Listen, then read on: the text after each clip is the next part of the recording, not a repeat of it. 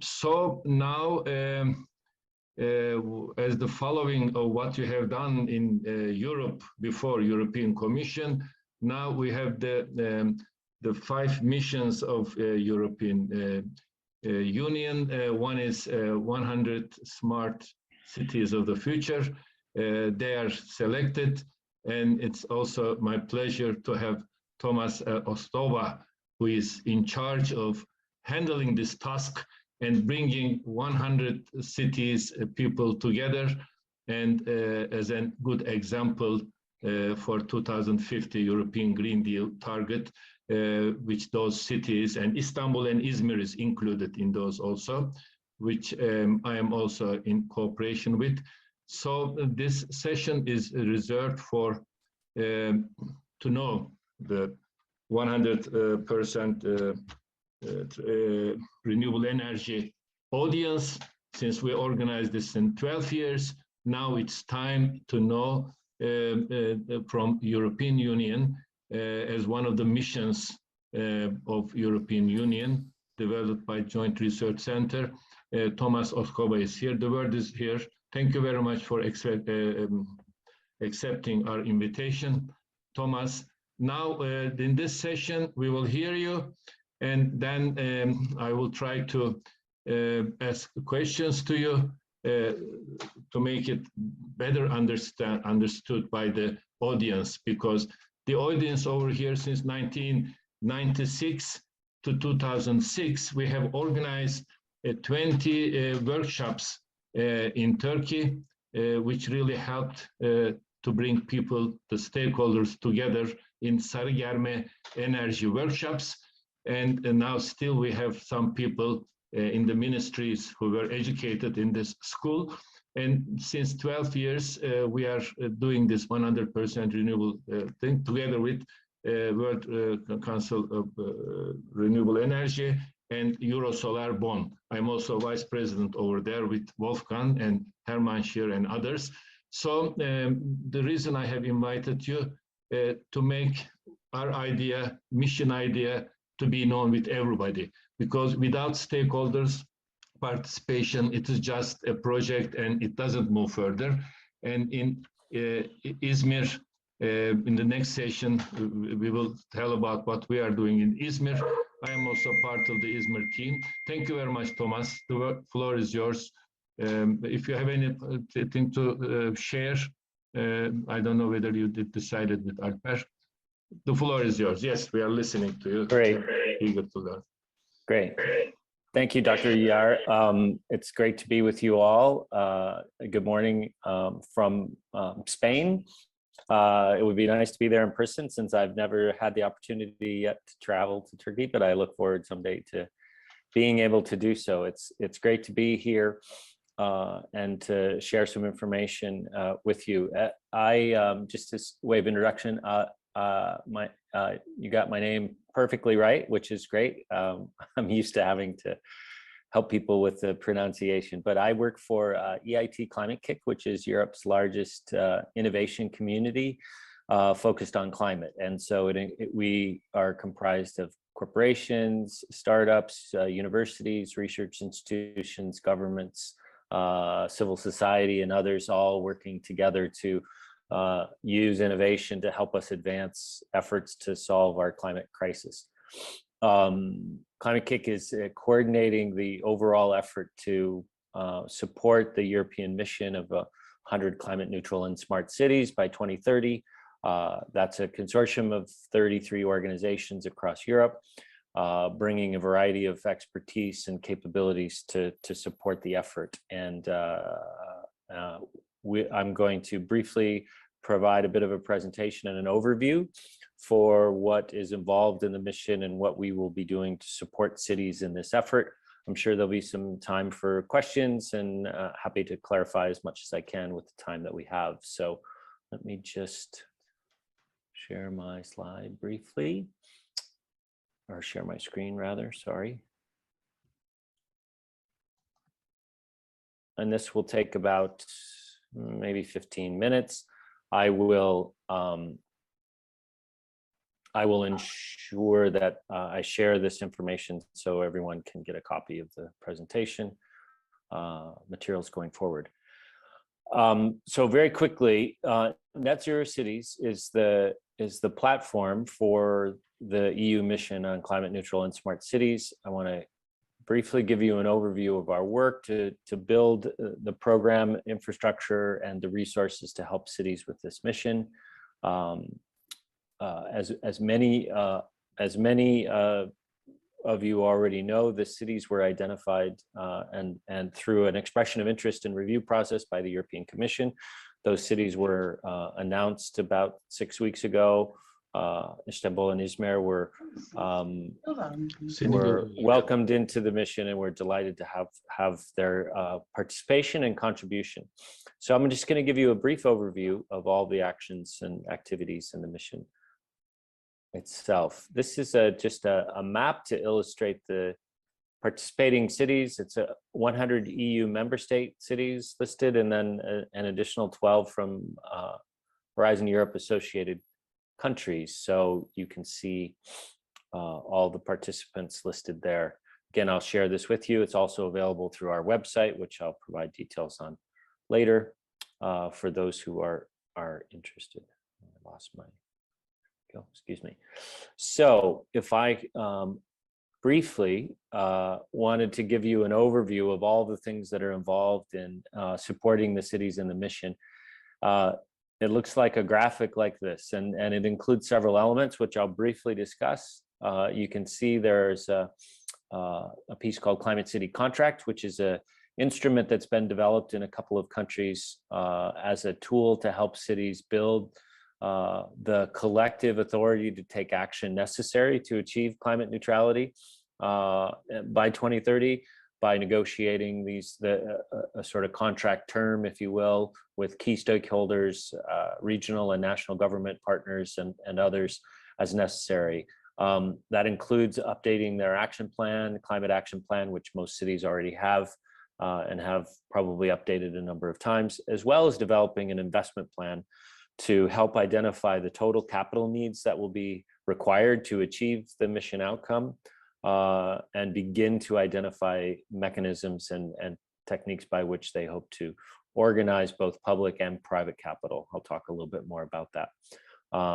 There's also a mission label that will be provided to cities who have secured these Climate City contracts, and that label is intended to provide cities with additional resources from the EU and Europe that are focused on supporting cities who are pursuing the mission. The platform itself is designed to be a bit of a one-stop shop for all things related to the mission. There's a web portal that will be available that will serve as a community, a place for cities to share information, get information about resources, expertise, capabilities, services, and solutions that can help them in their process, as well as city advisors who will be working with the cities to help them negotiate the process of understanding what they exactly are going to need in order to achieve those outcomes. Oftentimes that's a fairly iterative process, and we look forward to the back and forth of sharing perspectives, learning together, and helping cities get access to the information that they're going to need. If you're looking at the graphic, you'll see below that the Pilot Cities program. So one aspect of the mission will be funding for multiple pilots for cities. And the idea with these pilots is to help cities work in ways that help to overcome the barriers to achieving climate neutrality. So unlike traditional programs, which tend to fund specific pilots or demonstration projects, the idea behind this pilot program is to fund the processes of innovation within city government and with their key stakeholders and partners locally, so that they're able to work across various silos. Cities often talk about one of their struggles is they have very siloed ways of working, and we need to help overcome that if we're going to achieve climate neutrality in this kind of a timeline, probably also in any kind of timeline, but particularly in such an ambitious approach. And so the funding is really to help cities work in a slightly different way, challenge those barriers that they face, and really look for innovative solutions to that. That pilot program will have several waves, I guess, over the course of the mission is one way to talk about it. There'll be a first wave I'll talk a bit more about that will open up in the fall of this year, and then there'll be subsequent ones after. There will be also a twinning program associated with the piloting. So every pilot city will be paired up with at least 2 other cities as twins to help foster learning together and sharing of information. It's clear from both the design and operation of this mission that it can't be focused only on these 100 or 112 cities because the climate, the needs for responding to climate is a global need. So all cities have to benefit from this. So we need to create mechanisms that accelerate that process. So we'll have a twinning program to foster very close collaboration with cities so that they can work together, learn together, and we can all move forward in an effective way. If we look on the right of the screen, you can see there are several areas of expertise we're providing to cities through both the advisors and the platform around systems innovation and how to use innovation and innovation techniques as a means to overcome barriers within city government and cities in their communities as well, working together.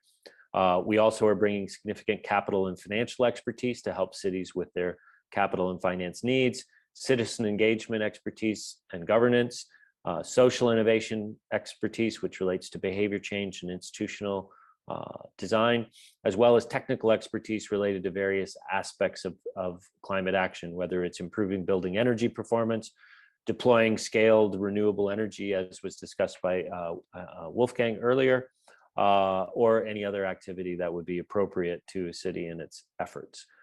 We're managing this process with substantial input from city government themselves, from both practitioners, which would be senior staff who do the work every day, as well as elected officials and policymakers at a more strategic level. So we'll have a very substantial input process and advisory mechanism to help us learn and adjust as we need to over the course of this process. The mission goes through 2030, so clearly we're setting up to go through that entire period, and we know that things are going to come up during that period of time that we can't anticipate just now, so we'll have to learn as we go. Just to give you a bit of a snapshot to the mission platform itself, there's an online component as well as the city advisors, the people who will work and build relationships with the cities so that the cities are effectively able to work together to make full use of all the resources and expertise we have to offer and to get through the Climate City contract and piloting process with good advice. The portal itself will have a number of aspects to it, a city dashboard to help monitor progress, a peer-to-peer learning space so cities can talk to each other, share information, discuss their work together, interactive tools to engage with various services, a monitoring program for grants, etc. We'll have a full knowledge repository of all the tools, resources, and expertise that's available, and a community blog for sharing stories and information to help us all together. You can see we've designed this with relative degrees of access. So mission cities will have access to everything, pilot cities as well, have additional components, the twinning cities as well. But there's also resources for all cities to have access to and to participate, as well as any user who is interested in supporting their city or a group of cities in the mission itself. We know that this is going to take quite some time and that it's a process that will unfold from the beginning. It's not possible to anticipate exactly what's going to happen over an 8-year period of time or even longer. So we recognize that designing the process and understanding it as a process is critical. We know from the development of Climate City contracts in both Sweden and in Spain that there are clear steps that are important to making that a useful instrument to cities in helping them to take action.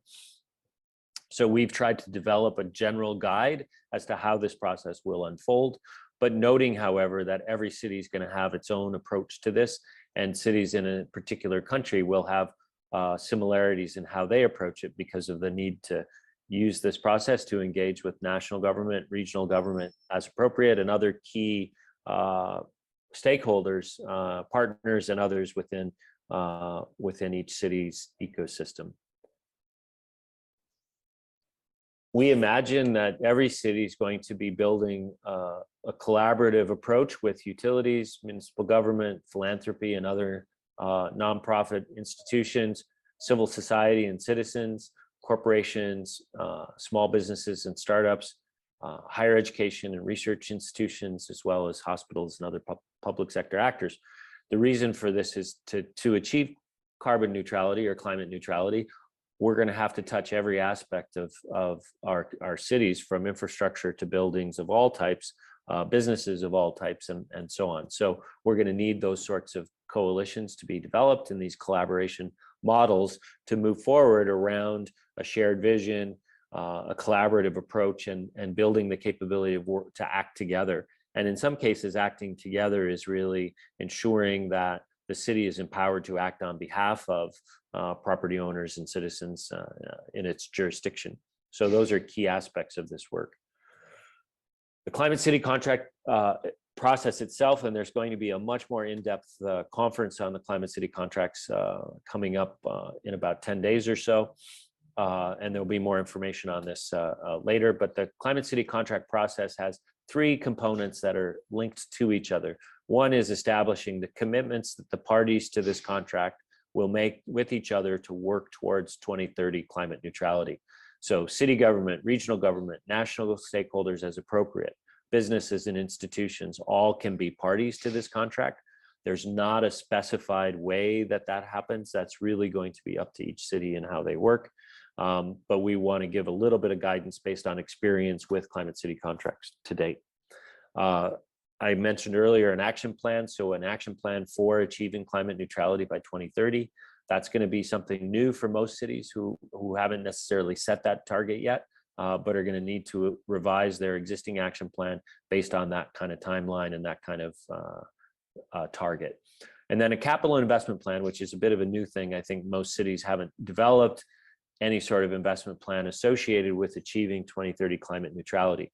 Again, I'll talk about that in just a minute in a bit more detail. All of those things come together as part of this Climate City contract. So you can see this is a fundamental feature of the mission and the process for each city.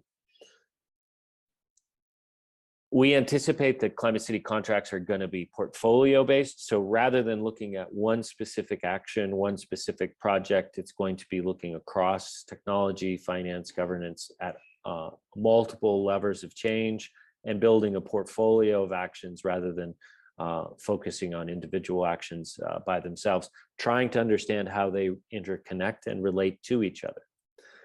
We imagine this to be quite iterative and that many cities will start with a fairly straightforward contracting process in order to get moving and then develop more advanced and refined elements in the contract or the investment plan as they move forward. This is really about enabling cities to start moving quickly, learning very fast, and then being able to adapt and adjust based on how we learn about how to achieve the outcomes. Maybe it goes without saying, but I think I would note working with cities globally that we're pretty clear as cities about what needs to be done to reduce our greenhouse gas emissions, but how we do that and how we do this on this timeline is something that is something we all have to learn together. No cities really achieved this yet, so we are quite aware of the fact that this is a learning process. We also want it to be collaborative and transparent in the Climate City contracting process so that people can see why these conversations are happening, how that's helping to build support for the sort of actions that are necessary to achieve climate neutrality by 2030.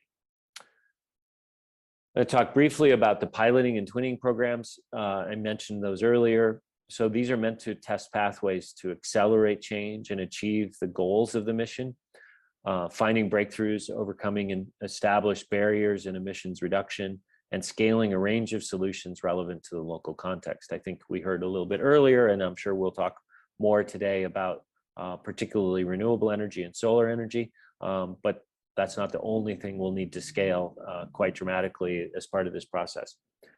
The approach is to provide funding plus hands-on assistance to help cities pursue systemic innovation-focused activities. Again, the focus is on helping cities learn how to achieve this outcome, knowing that we have pretty good ideas about where the emissions are and what actions are necessary. But how we get to those actions at scale and at the speed that we need is something we need to learn how to do.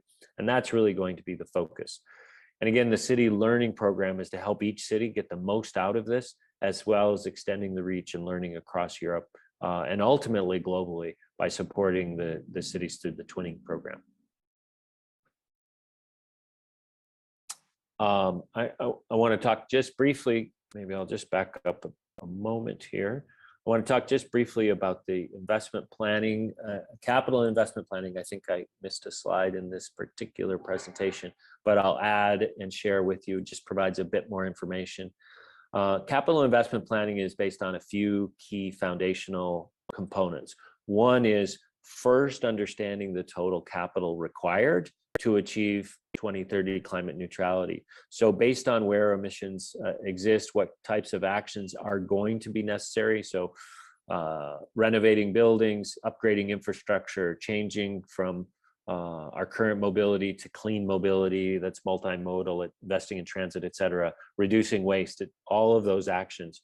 We're able to help cities model at a very high level what the total capital needs are to achieve those outcomes.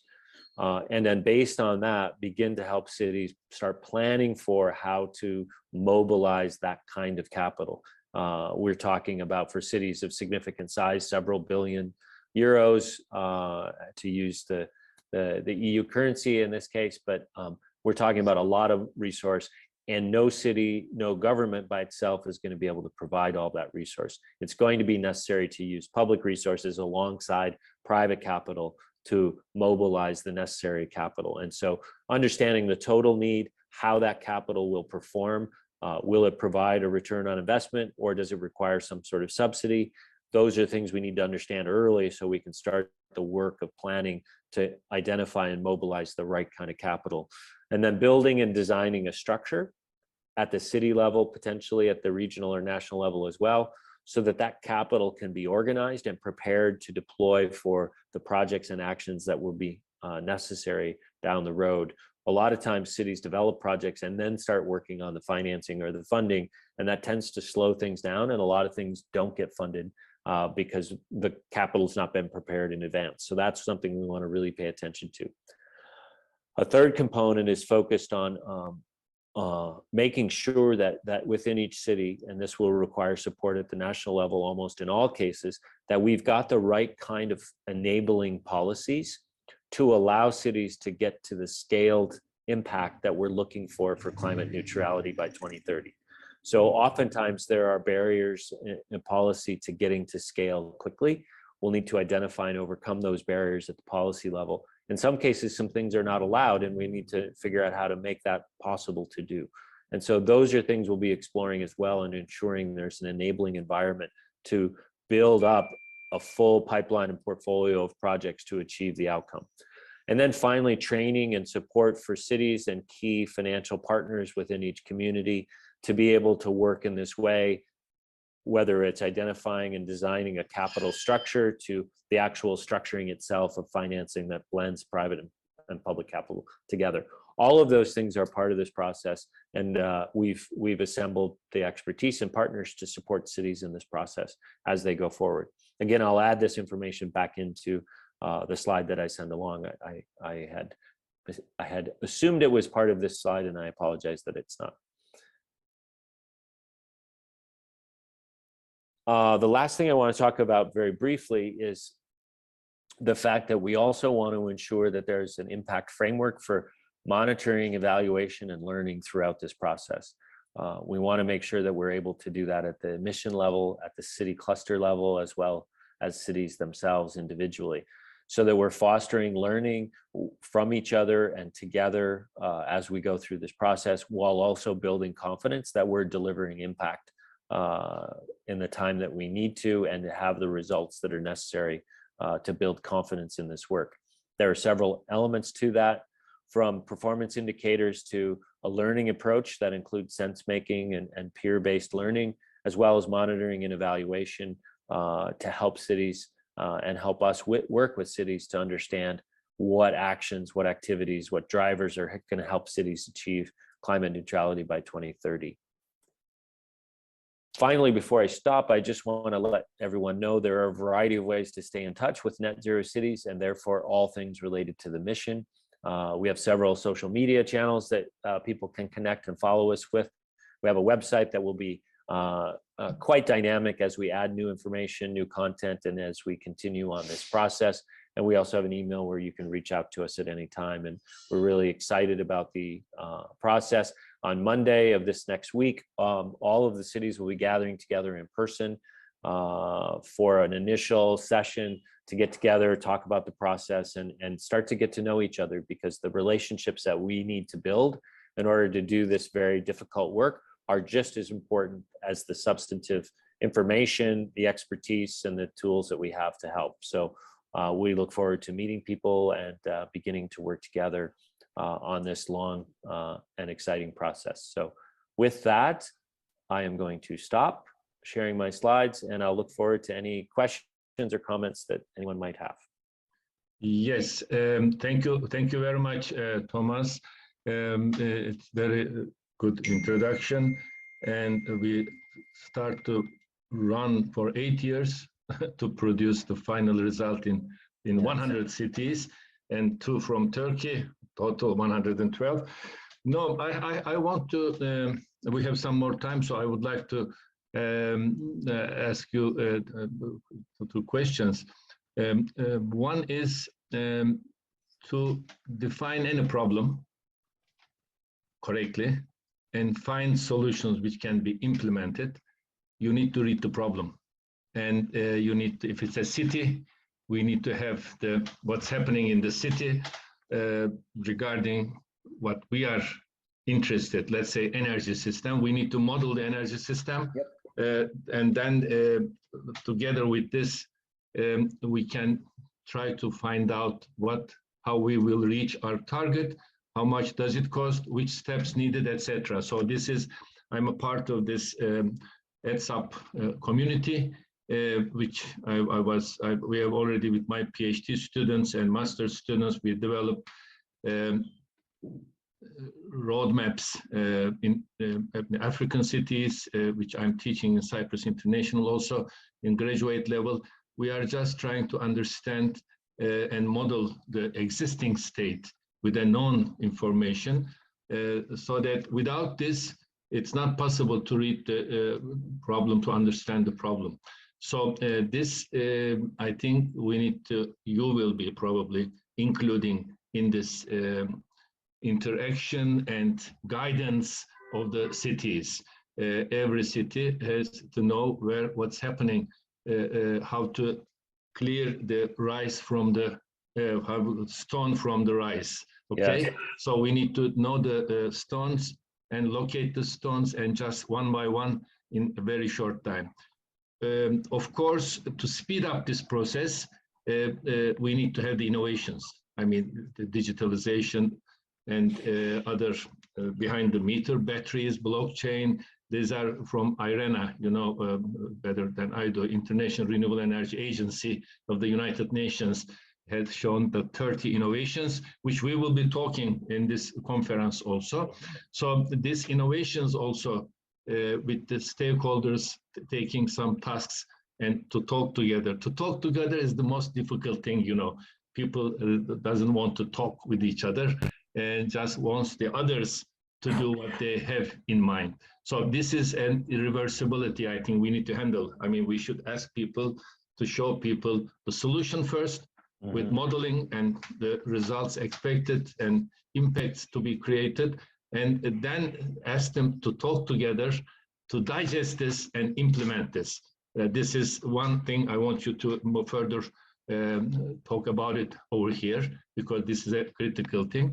The other thing is, as you know, to encourage cities, covalent mayors and some other international things happen, and asking people just to show them the way, 20% by 2020 and 40% for something. So people signed, and in Turkey also we had, I think 23, 24 cities signed this.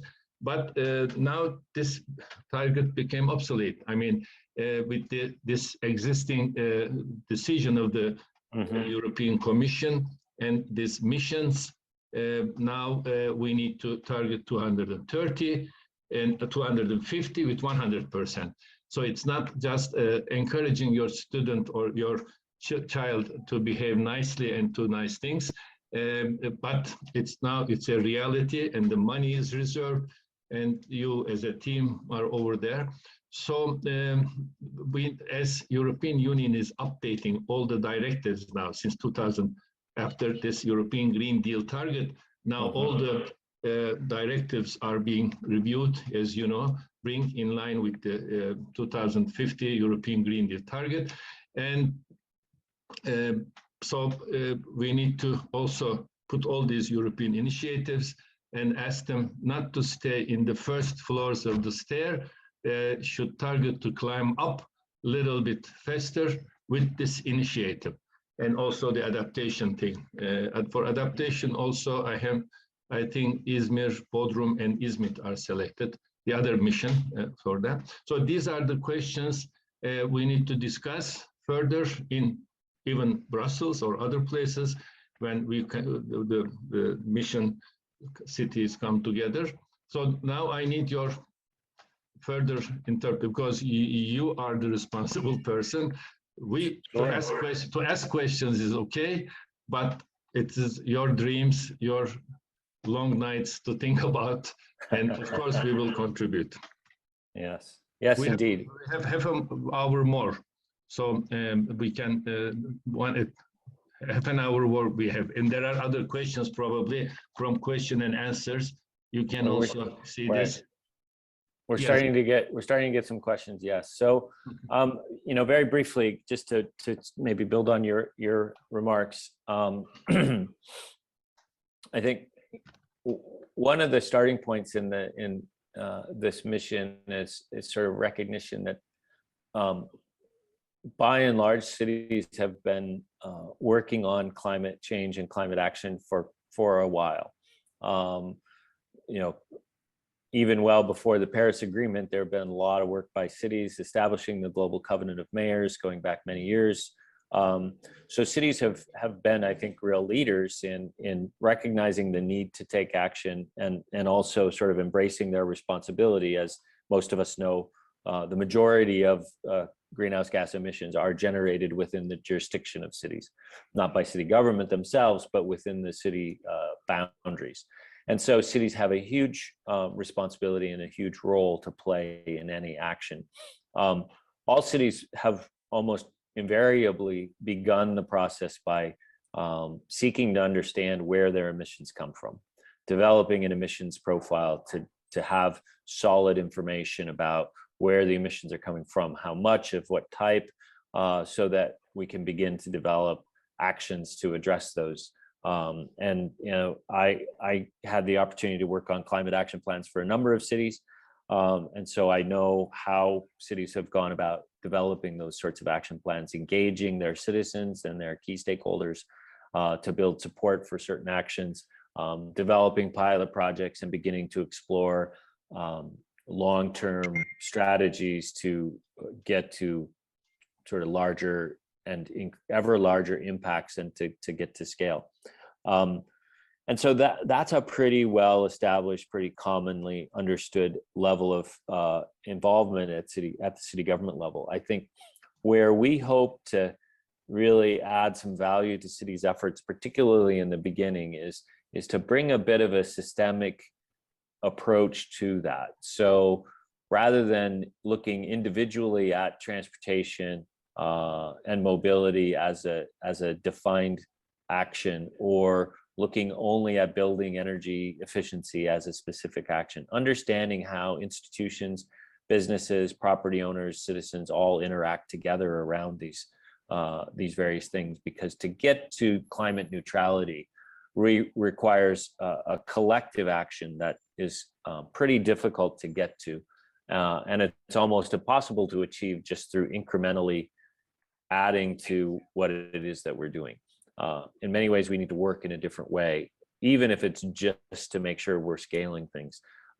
It's not simple to just go to scale things 100%. And so that requires really, as you know, mapping that system and understanding that system ecosystem. Who are the businesses?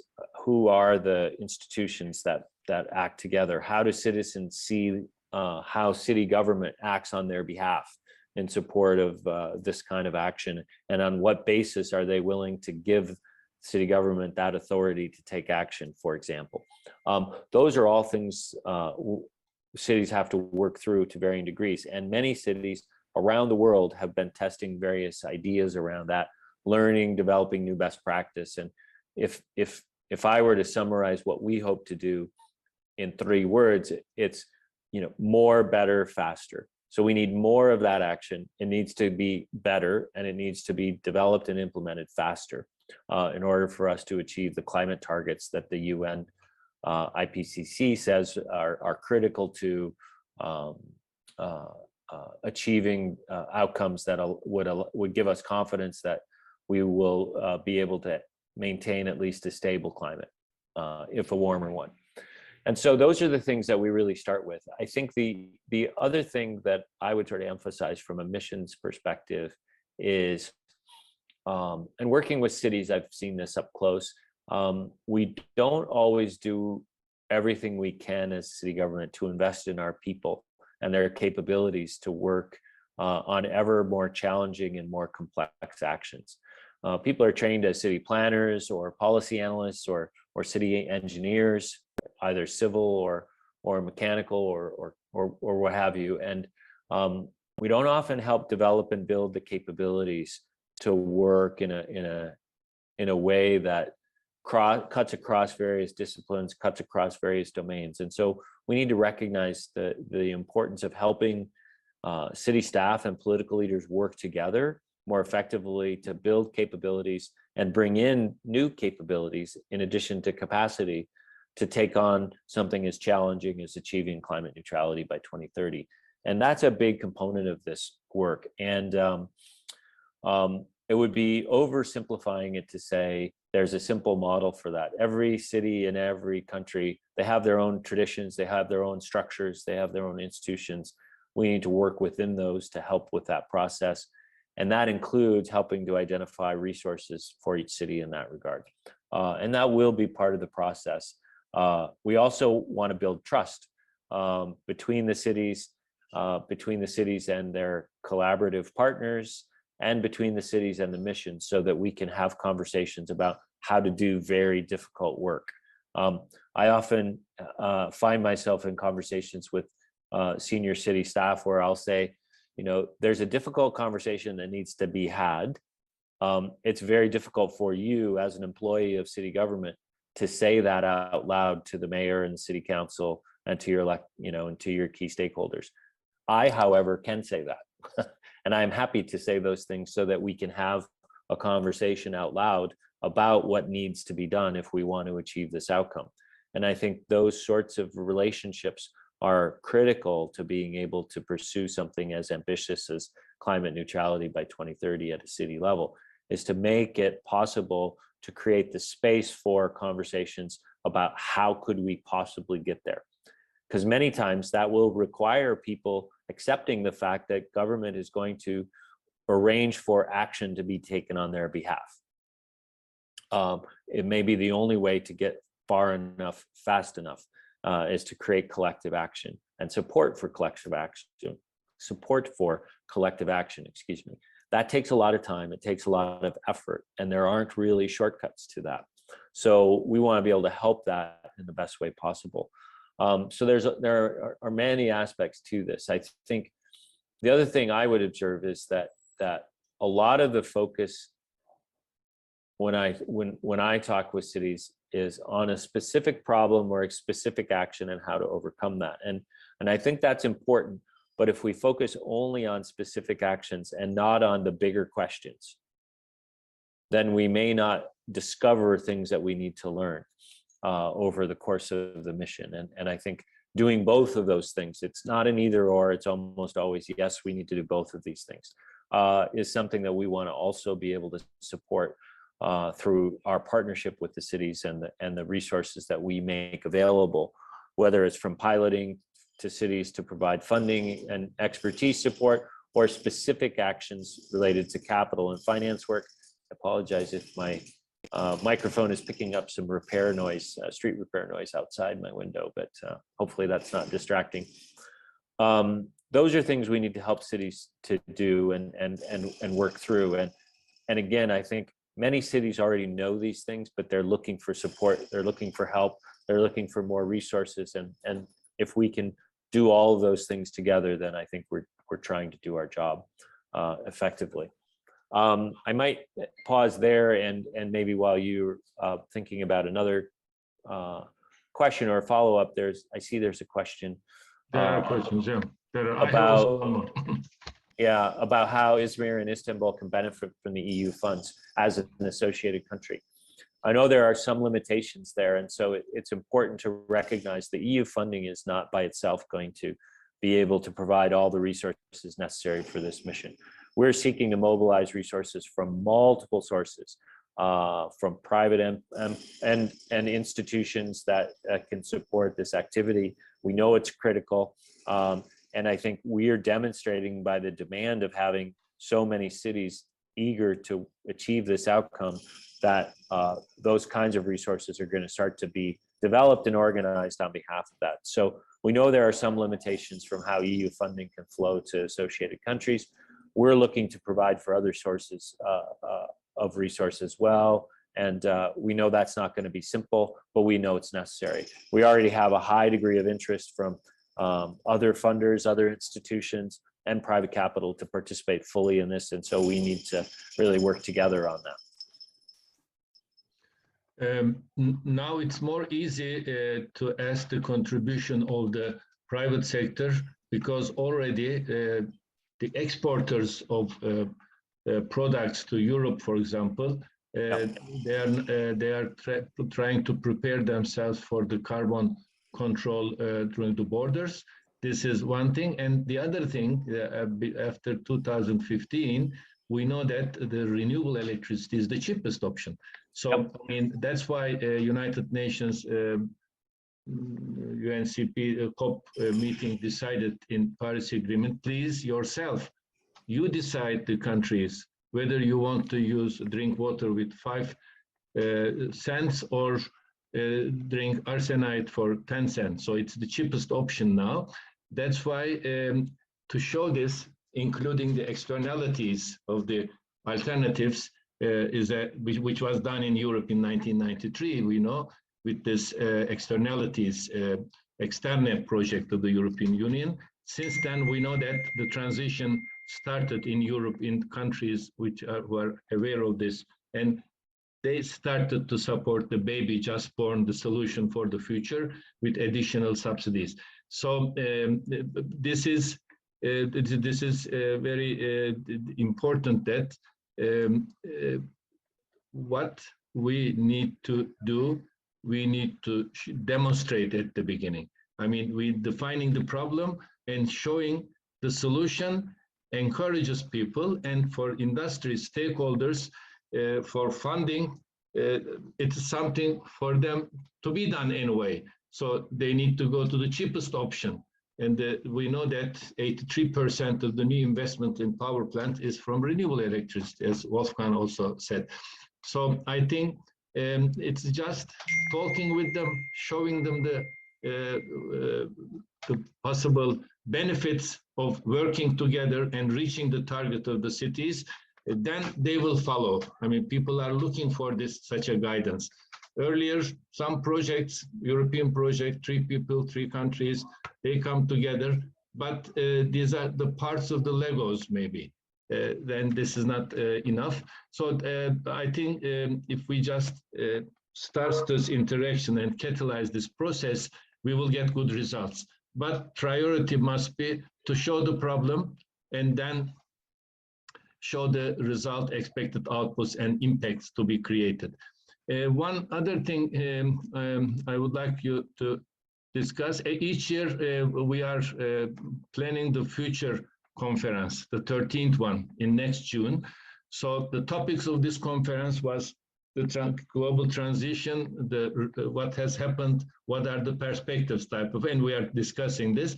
The next year, we are planning as the Eurosolar Turkey to make it the transition in the cities, what we have achieved in 1 year, and what's happening, what are the directions, and how to decarbonize the cities in transition. So that's, I would like to maybe discuss you after the meeting, because I need to announce the date and thing. So I need your suggestion. What would you like to be assessed in 1 year from here with in IRENEC 2023? That's another question I have for you. Yeah, well, just to speak to that question, and it's a good one because I think it highlights that getting to climate neutrality by 2030 feels like that date is very close, right? And it's going to be very difficult to achieve that, and we have to move very fast. But I think one of the keys in doing that, and there's a bit of a saying where sometimes you need to go slow in order to go fast, because you have to get organized, oriented, put all the resources in place that are going to be needed to be able to support moving at a rapid pace. And so a year from now, I think what we'll be looking for, we'll touch in several areas. One will be how every city has been able to organize themselves to work in a mission-like way. So they have people from all departments working together. Leadership of the city government has really engaged in an effective way of working together around mission activities. That would be one. I think the second would be with regard to the climate city contracting process. Many cities have already said they hope to have their first climate city contract already signed before the end of 2022. That's very aggressive. I think it's also very achievable. So particularly if we don't try to solve every problem all at once, but really say, let's start to work together, use the contract as a foundation to build upon, and not try to make the first contract the whole house with the roof and everything on top of it, but build a foundation and a way of working together. So I think monitoring progress in that regard will be critical. Mapping the system that we talked about earlier, understanding where key actors are in this process and how they need to come together to work together. And in mapping that, also probably mapping the resource flows of money, because we're going to need to shape those. You talked about externalities and internalizing costs, et cetera. We're going to need to shape markets and internalize costs that are now not in the system so that we can mobilize capital properly. And so starting to understand that system really well and beginning to identify ways to begin to intervene. So I think those are critical things. There will be clearly some actions, but every city will have their own set of actions that they're doing in the short term. And those will be important. But I think those can vary quite dramatically from city to city. Some cities are looking at things like energy communities as a way to create spatial focus for things like building energy improvement, infrastructure upgrades. So you're trying to do that in an integrated way within a community or neighborhood of the city rather than just looking citywide. And then you have a strategy of going from one community to the next. And that's how you get to scale over an 8-year period of time, for example. Others will be looking at sort of a graduated process, if you will, of going from our current transportation system to increasingly driving down the number of private vehicles, but then also converting the number to clean sources. And I think I just saw this morning the EU is looking at no sale of gasoline or diesel powered cars after 2035 as an example. And we know that some places like Norway, the car market has dramatically shifted. I think what's more difficult is aggressively driving down the number of cars, because we can't just make our existing transportation system clean and achieve the goals. We have to actually change how people move about in their city, which is also a conversation about land use and how people live and work in their cities. And for the last 2.5 years, not quite 2.5 years, last 2+ years, we've had a bit of a forced experiment on what it means to live and work within a space. Many of us haven't gone to many places in the last 2 years, and we've learned how to work in a different way. We've learned what that means to live in a way where you're not traveling around as much. But have we started to translate that to what that could mean for a thriving city, a thriving community in the future that's less dependent on fossil fuels and energy intensive ways of living and working? So those are some of the things that I think we'll need to start to understand quite quickly if we're going to be successful in achieving the mission outcomes.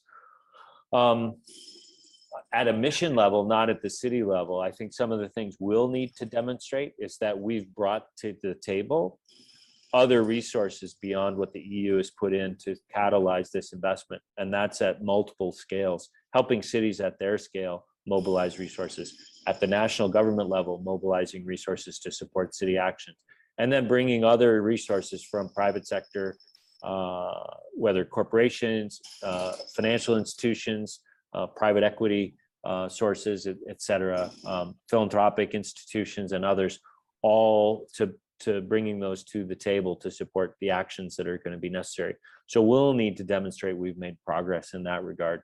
We'll also need to have identified a set of policy actions we think are necessary at the European level to be able to give the member states, the national governments and city governments, the sort of space and direction to pursue actions at their levels as well. So there are multiple aspects to this, and I think by the end of 2022, we're going to have a much richer idea as to what that needs to look like, and a conversation with all the cities as well as others about what else is needed.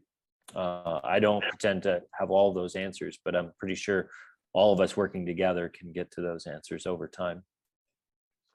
This is an 8 years journey that I understand. I hope we can make it 8 years myself. You do it, but I'm not so sure about whether I can do it.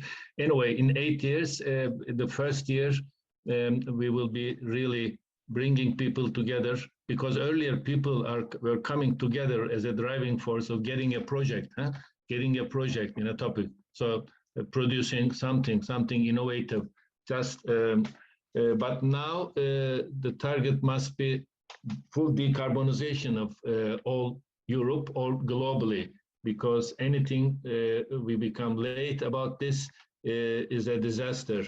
It comes back from nature to us. So it is a little bit more difficult, not for city institutions making a consortium and being together for a while, but for a lifetime happiness, we bring everybody together, and everybody should be happy of defining a problem correctively and finding a solution which can say that this is our product. So this is the maybe mentality we need to. And next year in IRENEC, maybe we just evaluate the first city contracts, how we can improve them better, and what are the difficulties in interactions of the stakeholders in sample cases, how we can improve them, because it's not only the desire, it's also the tendency of the people, starting from the family to the city, to the institutions, to the political party, to the wherever the case is, to talk together and then decide the future together. If we don't do this, it doesn't work. I mean, if people want what the others think or say, what they have in their mind, this doesn't work. I mean, this is also an item, I think, because we are working with human beings. So they should be talk together, produce together, and say that even if they don't contribute at all, it's our common product. So this is more macro thing, and that's why I find very important, and I suggest people to start with real assessment, local energy, climate decision plan model, which we can use to decide about the future and take the steps in line without being late. because you lose your freedom if you don't do something you need to do, or the other way around, if you don't do something which you should not do regarding the investments and everything. Thank you very much. Let me see whether there are any other questions. There's no. Okay, it was very nice, very timely contribution from you. Thank you very much. We are fully supporting the initiative, and in Izmir and Istanbul, our colleagues all together will do their best to realize the aims of our mission. And thank you very much. Thank you very much. Thank you for inviting me. Yes, you can. We have still 7 minutes if you want to use it. Well, thank you very much for inviting me. I think what I'll do is I'm just going to show you a schedule for these online conferences. Just I think people might find that quite useful, where we go into a bit more detail on the actions and the elements of the mission work. And so you can just see sort of there, we've got 6 of these planned for later this month in June. One looking at systems innovation and how to use innovation tools and methodologies to help move with greater ambition and work in a more systemic way. The second one will be around the Climate City contract itself and go into a bit of a deep dive as to how that works. We'll hear from those who have been developing these in Sweden and Spain already, what they've developed, what they've learned from that process as a way to help all cities get off to a fast start in that regard. Then we'll have one around capital and investment planning, which will get into some of the stuff we talked about earlier.